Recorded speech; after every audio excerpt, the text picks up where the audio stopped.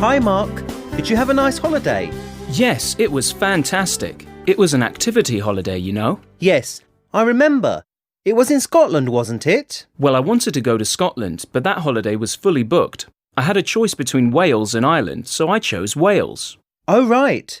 Did you go with your parents? No, the holiday is just for kids. I went by myself, but I soon made friends. Oh, so what activities did you do? Oh, many different things, like horse riding and hiking. We even did whitewater rafting, which I definitely enjoyed the most. Did you stay in a hotel? No, the activity centre has tents and little wooden chalets.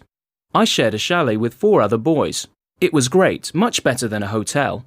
It sounds like fun. It was. I want to go again next year. You should come too. I'd love to. But how old do you have to be?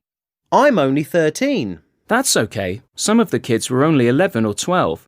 You just can't be older than 16. Oh, that's good. Is the holiday expensive? Not really. For 1 week, it was £150 for the accommodation and food, and £200 for all the activities. So that's only £350 altogether. Oh, that's not bad.